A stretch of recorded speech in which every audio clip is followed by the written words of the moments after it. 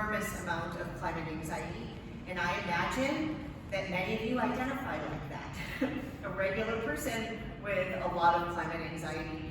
So I'm going to go backwards a little bit to the first most acute moment of major anxiety, which was on a certain November Wednesday in 2016, if any of you remember that.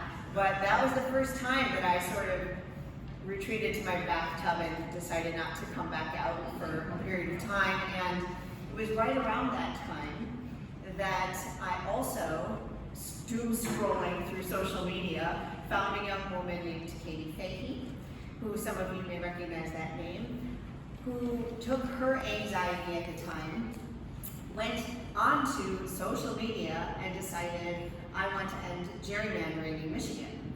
Who's with me?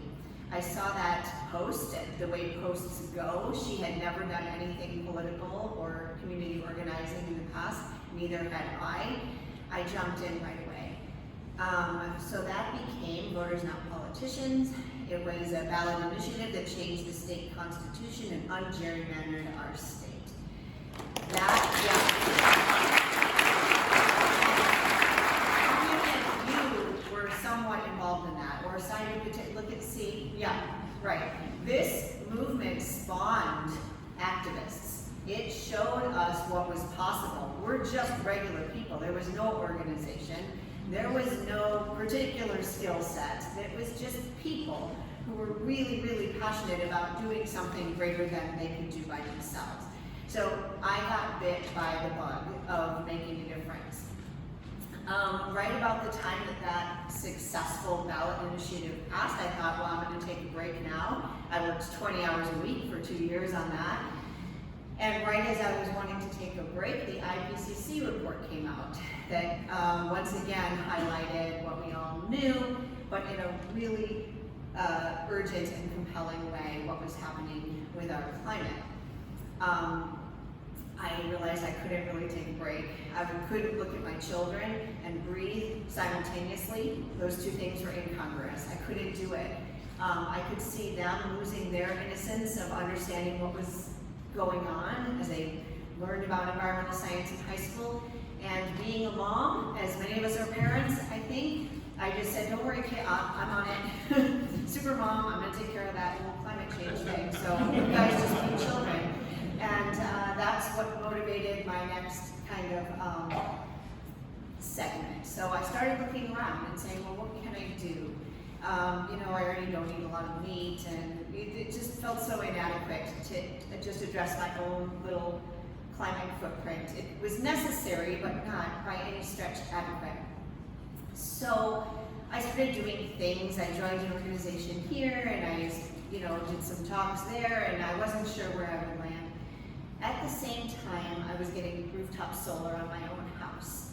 And I was annoyed about barriers to doing this that I thought the city could fix. And so I became one of those annoying constituents that emails people and says, well, we're supposed to be fixing this, and this is a barrier, and that's a barrier. And like many people who complain about things regarding the city's climate, I got turfed to Missy Stoltz, who is the director of the Office of Sustainability and Innovations.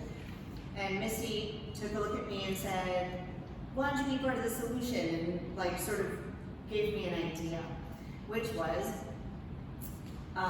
doing a group buy for solar. So I was getting solar. I said, okay, why not? This is a thing I can do. So I essentially talked to my installer, said, so if I got a bunch of people here to, all at once, would you give us a discount if a whole bunch of people decided to do this? And he said, sure, okay, thinking that's not going to happen, but yeah, I'll do that. And I didn't think it was going to happen either, but we negotiated some tiered discounts. Like Katie Fahey, I put it on Facebook next door and anticipated that there would probably be about 3 people sitting around my dining room table, awkwardly trying not to make eye contact with anybody else, and then it would be over and we go home and say I tried. But what actually happened was 40 people showed up at my house. I only knew half of them. I didn't even know these people. They all came. And we talked about solar. And I introduced them to my installer. And 12 people went went solar from that little gap.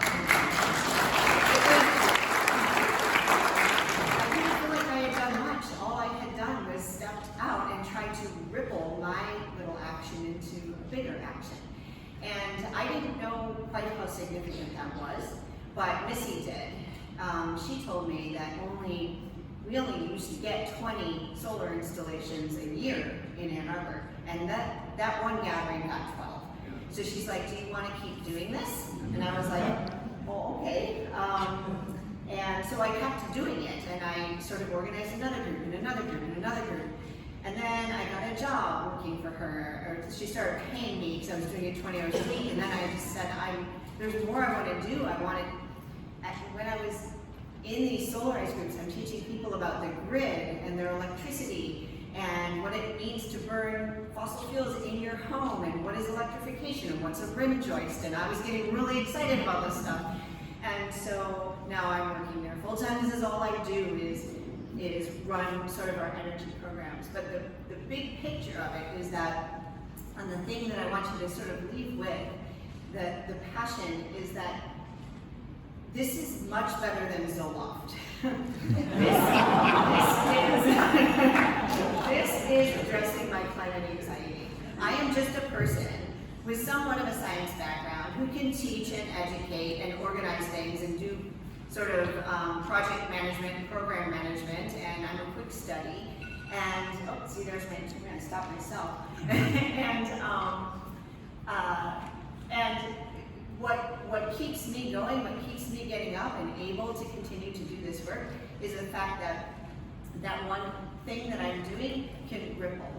And when I work with somebody and I see that they've gotten a heat pump, they're not stopping there. They're telling other people about heat pump. Or maybe their contractor just got, their fingers wet in how to do it really well. And maybe that's greasing the supply chain. And maybe now we're creating market transformation. And maybe now my one little interaction with one person doing one thing is spreading.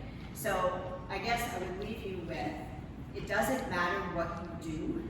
It just matters if you can find a way to ripple it out beyond your own little self and your footprint, because it is intoxicating. It is what